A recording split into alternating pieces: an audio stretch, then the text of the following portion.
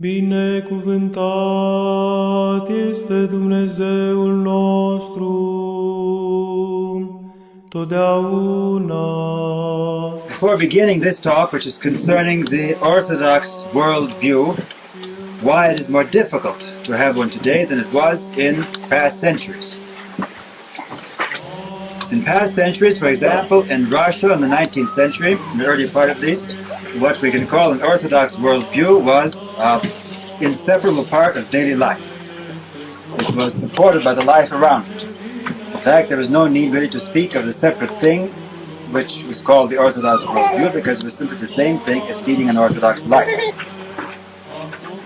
In many countries, as in Russia, the government itself confessed Orthodox religion. It was the center of public functions, and the king, or the ruler himself, was the first Orthodox layman with the responsibility to give a Christian example to all of his subjects. Every city had Orthodox churches. Large cities had many Orthodox churches. Instead of Moscow, many of these churches had services every day, morning and evening. There were monasteries in all the great cities, in many small cities, outside the cities, and in the countryside, in deserts and wildernesses. In Russia, there were over 1,000 monasteries altogether, officially organized monasteries, in addition to other more unofficial groups. And monasticism was an accepted part of life. Most families, in fact, had somewhere in them a sister or a brother, an uncle, a grandfather, a cousin, or someone who was a monk or a nun. In addition to all the other kinds of Orthodox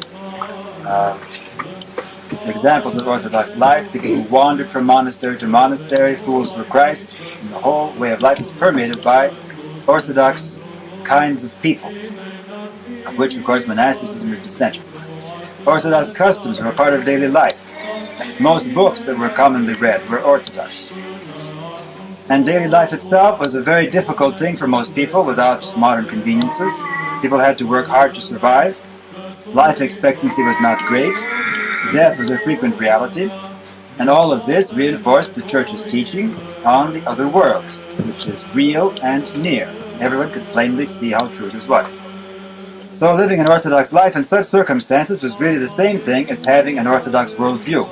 And there was really no need to talk about such a thing as an Orthodox worldview. Today, on the other hand, all this has changed very drastically. Our orthodoxy is a little island in the midst of a world which operates on totally different principles. And every day, these principles are changing for the worse, making us, who are Orthodox Christians, more and more alienated from it. Many people are tempted to divide their lives into two sharply distinct categories. Daily life we live at work, with worldly friends and our worldly business, and orthodoxy, which we live on Sundays and other times in the week when we have time for it. But the worldview of such a person who divides his life up this way, if we look closely at it, is often a strange combination of Christian values and worldly values, which really do not mix together very well at all. The purpose of this talk, therefore, is to see how people living today can begin to make their worldview more of one piece, to make it a whole Orthodox worldview. Orthodoxy is life. If we don't live Orthodoxy, we simply are not Orthodox, no matter what formal beliefs we might hold. Life today in our contemporary world has become very artificial, very uncertain, very confusing. It is true Orthodoxy has a life of its own, but it is also not very far from the life of the world around us. And so the life of the Orthodox Christian, even when he's being just purely Orthodox, cannot help but reflect the life around us in some way. And so a kind of uncertainty and confusion have also entered into Orthodox life in our times. In this talk I will try to look at contemporary life and then at our Orthodox life to see how better we might fulfill our Christian obligation to lead other worldly lives even in these quite terrible times, and to have an Orthodox Christian view of the whole of life today that will enable us to survive these times with our faith intact.